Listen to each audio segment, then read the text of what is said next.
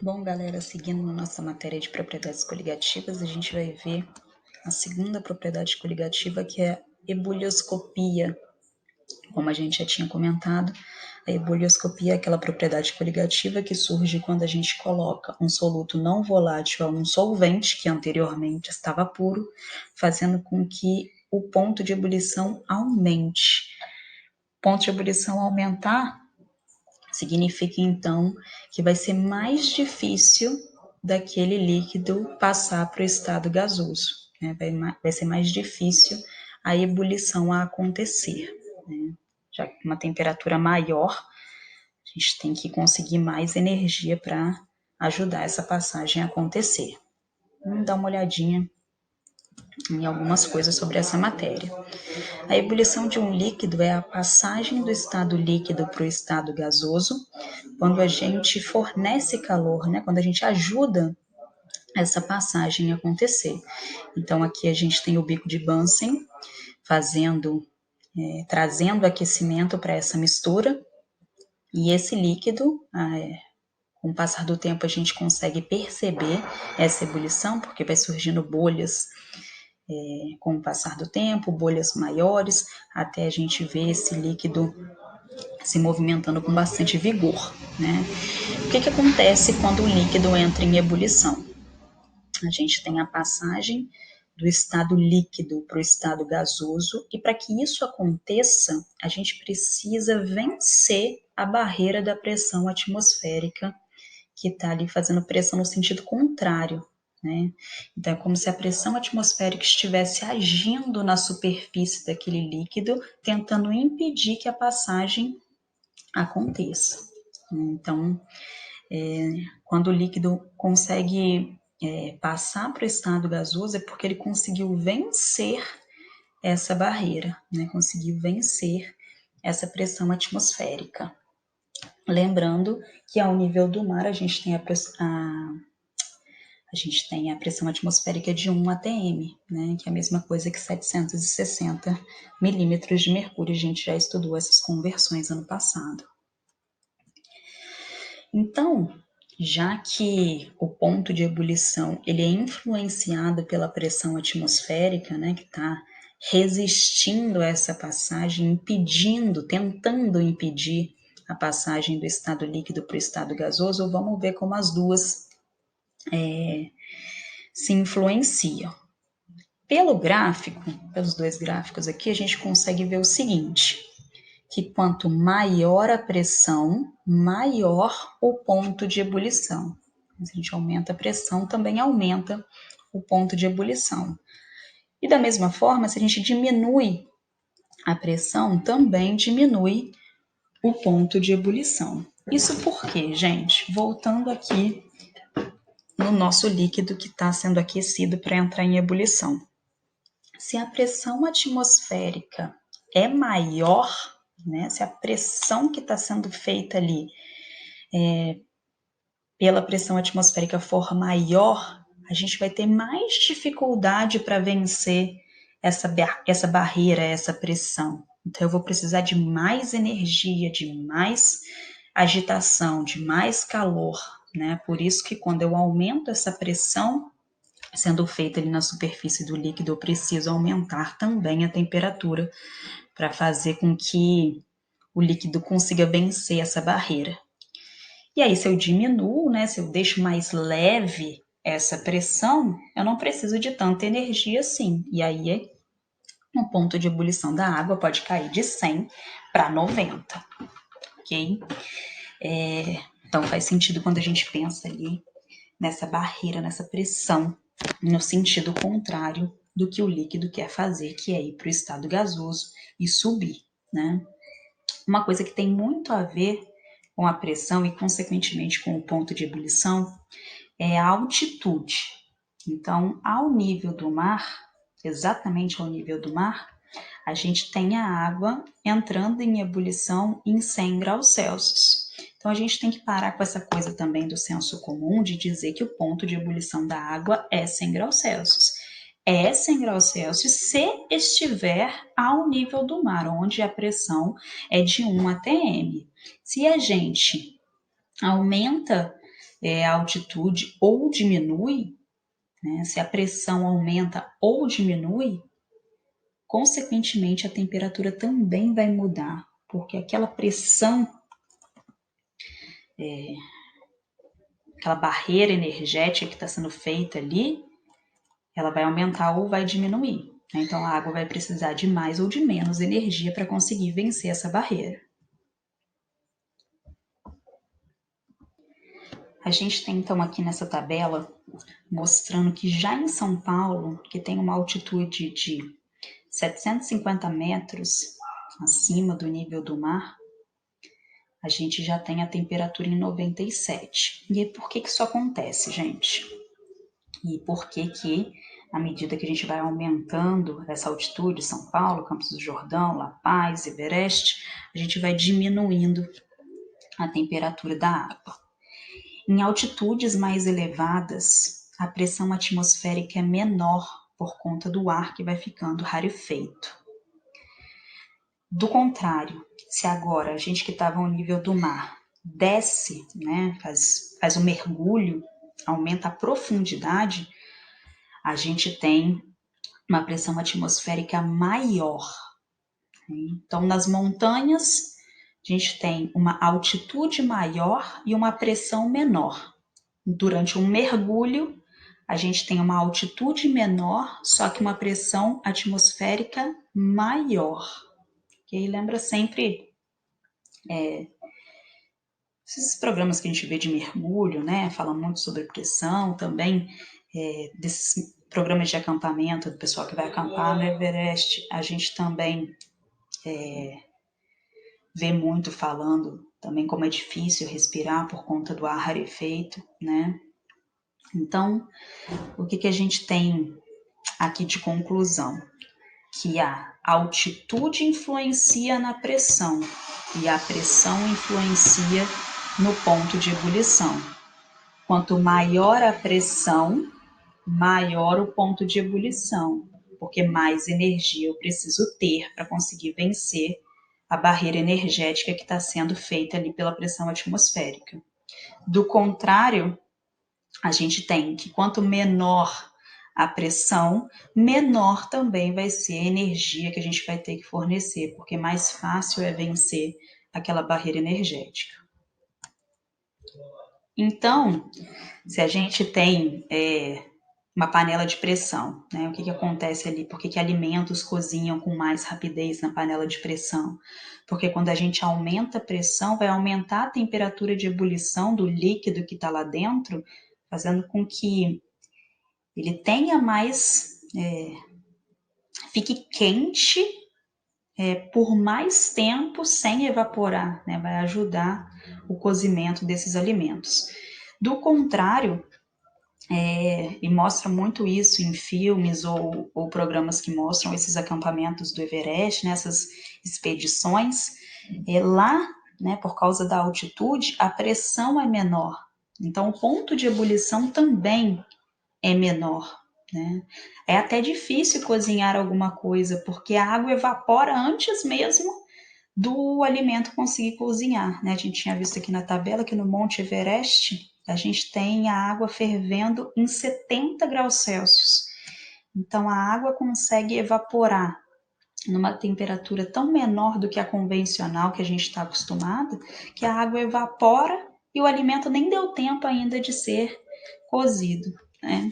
Essa foto aqui eu achei muito engraçada quando eu estava fazendo as pesquisas para montar o slide, que é o primeiro cachorro a subir o Monte Everest. Olha a cara dele de, pelo amor de Deus, eu só queria estar deitado numa caminha, comendo ração e ganhando carinho na barriga. Então, o ponto de ebulição também tem influência nessa rapidez que os alimentos vão cozinhar. Né? E aí o problema dessas altitudes muito elevadas é que você tem a diminuição da pressão e da temperatura de ebulição, mas é tão fácil sair do estado líquido e ir para o estado gasoso que nem dá tempo do alimento cozinhar.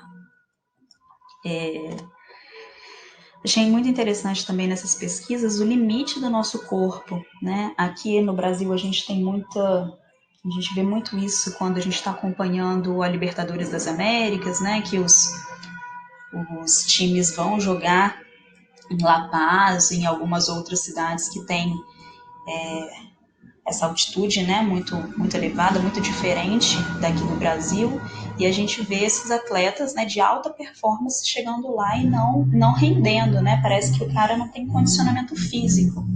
A gente vê jogador tendo cãibra, cansado, com dificuldade de respirar, passando mal, né, vomitando na beira do campo.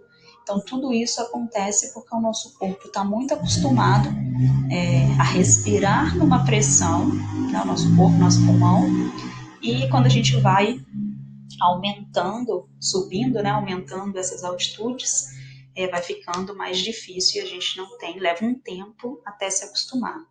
Eu vi algumas reportagens que falavam que os times brasileiros tinham duas táticas.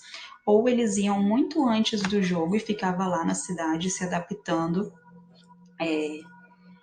à altitude, a essa nova pressão, que é menor, né, mais dificuldade de respirar por causa do ar rarefeito, ou uma outra tática era chegar exatamente na hora do jogo, jogar e vir embora, né, para tomar aquele choque. E pelo que eu entendi, nenhuma das táticas são muito boas, né, que acaba o rendimento dos jogadores não sendo tão bom assim. Em alguns outras reportagens eu vi falando sobre o turismo nesses locais, né? Machu Picchu tem muito turismo, Atacama, e a altitude já é muito diferente do que no Brasil, do que a gente está acostumado. E logo que os turistas saem do aeroporto, em qualquer lugar eles vendem chás ou balas à base de coca.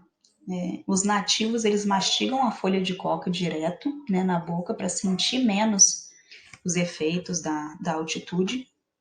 Porém, para o turista, né, e até uma questão de comércio, eles acabaram criando, né, esses chás, essas balas, para também ajudar o turista a conseguir normalizar seu corpo, né? Mas dizem nos relatos que eu li que quando você chega você sente muito, fica muito fraco, você acaba perdendo até um dia de turismo, né?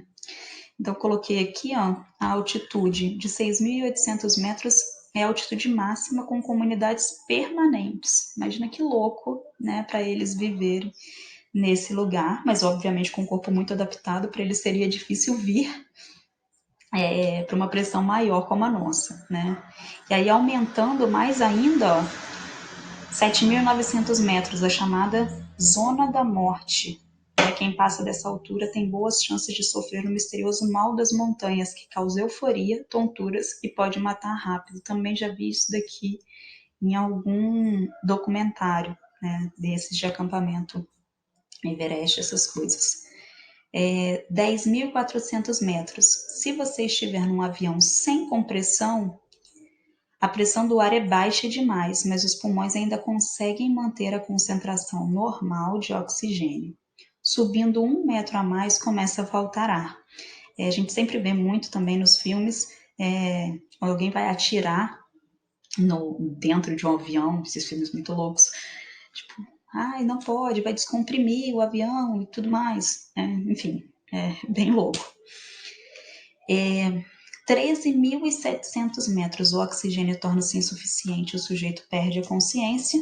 E 19.200 metros, a pressão externa se iguala à pressão do vapor de água dentro dos pulmões. Resultado: o vapor toma todo o pulmão, que se enche de água sem deixar espaço para o oxigênio, né? Então, o nosso corpo aguenta muita coisa. Tem até uns documentários bem interessantes sobre aqueles super-humanos, né, que aguentam ficar embaixo d'água, nadar no gelo, enfim. O corpo é uma máquina realmente muito perfeita, mas tem suas limitações. Então, a gente falou da altitude, agora falando sobre os mergulhos, né, sobre a profundidade. Os mergulhos recreacionais, digamos assim, por diversão, né, quando você faz o curso, você ganha um certificado que te permite aí 18 metros para baixo, e com técnicas avançadas e equipamentos específicos, essa pessoa consegue ir até a 40 metros. Já no mergulho comercial, que são aqueles mergulhadores que mostra também de vez em quando no jornal, aqueles mergulhadores da Petrobras, né, que fazem aquelas estruturas metálicas, constroem e fazem manutenção das estruturas metálicas das plataformas, né? Tem um curso para fazer, para exercer essa profissão, é muito bem remunerada, porque realmente, né, você tem uma responsabilidade, uma dificuldade muito grande ali, né? Quanto mais você vai descendo de profundidade, eles conseguem chegar até 300 metros de profundidade, mais vai aumentando essa pressão em cima de você. Então, é como se você estivesse carregando toneladas nas costas, né? Bem complicado.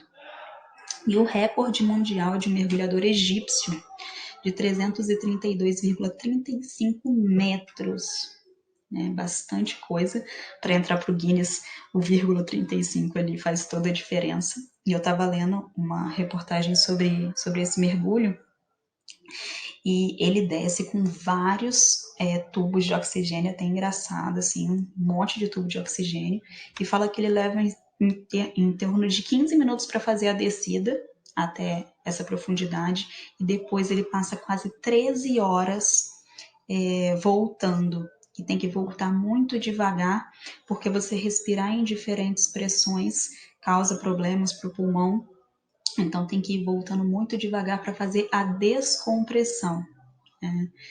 Enfim, muito complexo tudo isso e muito louco, né? Mas a foto foi até engraçada. O que é muito importante a gente saber, a cada 10 metros de profundidade que um desses mergulhadores desce, aumenta a pressão de 1 atm. Né? Então, quando ele está fora da água, ao nível do mar, ele está sentindo 1 atm. A cada 10 metros que ele desce, ele começa a sentir mais 1 atm e assim sucessivamente. Vamos supor este mergulhador aqui por diversão, né, um recreacional. Ele desceu 40 metros, então ele está sentindo 4 ATMs a mais do que ele estava sentindo quando ele estava fora. Então ele está sentindo um total de 5 ATMs, né? A normal, fora da água, mais os 4 ATMs dos 40 metros que ele desceu. Olhando também algumas coisas, eu vi que alguns relógios, eles têm assim, eles suportam absurdas pressões, né? Então a pessoa já morreu há muito tempo afogada e o relógio continua funcionando. Esse daqui não é nenhum dos mais potentes que eu vi, mas está escrito ali que resiste 30 metros, né? Então ele resiste até 4 ATMs. Drones, sondas, submarino, tem ainda um tratamento mais especial para suportar essa pressão que vai aumentando. Mas a impressão que dá para a gente é essa mesma, né? A pessoa que está mergulhando muito fundo está com tanta pressão que dá a entender para a gente que os órgãos vão arrebentar, vão explodir, né? Enfim, só umas curiosidades. A relação entre a pressão máxima de vapor e o ponto de ebulição. Nesse gráfico aqui a gente consegue ver o éter, o álcool e a água.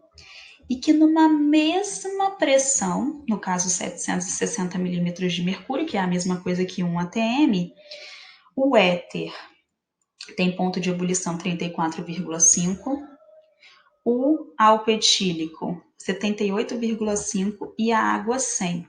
Né? Então, cada líquido tem um determinado ponto de ebulição, um determinado ponto de fusão naquela pressão, né? E aí, o que pode influenciar aqui? Volatilidade, a gente também já estudou isso ano passado, a volatilidade é a tendência que o líquido tem de virar gás. A acetona, por exemplo, as meninas vão saber disso. Quando a gente está tirando o esmalte, se a gente deixa e esquece a acetona aberta, você sai, passa o dia na escola e volta. Tá faltando um tantão da sua acetona. Porque a acetona é tão volátil que quando ela está aberta, ela que está no estado líquido tende rapidamente a passar para o estado gasoso. E quando a gente volta, está o quarto todo cheirando acetona, porque o gás tende a se misturar com o ambiente, virar uma mistura homogênea, né? Então fica um cheiro muito forte de acetona. E você perde o seu líquido, né? Por isso que tem que manter tampada. Então, o que a gente pode perceber aqui, gente? Quanto maior a pressão máxima de vapor, mais volátil o líquido é. Por quê? Volatilidade, tendência de passar do líquido para o gás. O gás tem, como a gente já tinha conversado, liberdade para se movimentar e se chocar contra a parede do recipiente. Isso vai fazer com que aumente a pressão, né? Então, quanto mais volátil o líquido for, maior vai ser a pressão máxima de vapor, porque quanto mais gás, mais choques e maior a pressão.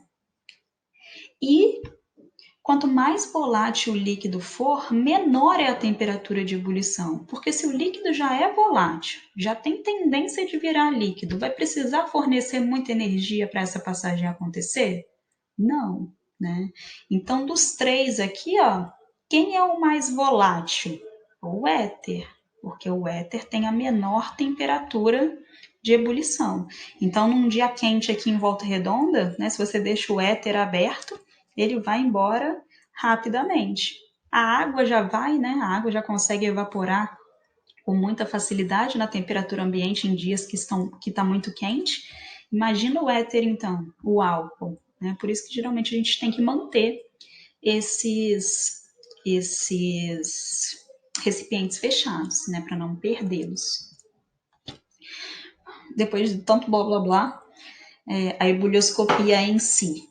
A ebulioscopia é a propriedade coligativa correspondente ao aumento do ponto de ebulição de um líquido quando a gente adiciona um soluto não volátil a ele. Então, se a gente pega água pura e aquece, a gente sabe que ela vai entrar em ebulição em 100 graus Celsius, isso ela pura. Se a gente pega, então, a água e coloca um soluto dentro dela, ela que estava pura, agora se transformou numa mistura. Vamos pensar aqui que fosse sal, né, NaCl. E aquece do mesmo jeito, na mesma temperatura, né, na mesma fonte de aquecimento, aquece essa mistura. O que a gente vai perceber, gente? Vai chegar em 100 graus Celsius e a água ainda não entrou em ebulição. Por quê? Quando eu adiciono um soluto não volátil a um líquido, a temperatura de ebulição desse líquido aumenta.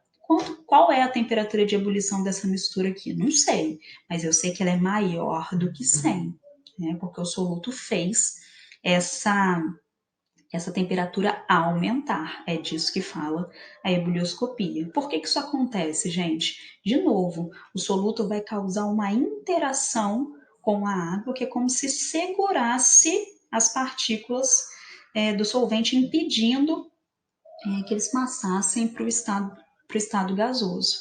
Né? Então, vai demorar muito mais para a água conseguir entrar em ebulição, porque a temperatura é maior. Né? Vamos supor aqui que fosse 120. Chegar na temperatura de 100 para ela entrar em ebulição é muito mais fácil do que chegar na temperatura de 120. Então, com o soluto, vai demorar mais para a ebulição chegar por conta do aumento do ponto de ebulição.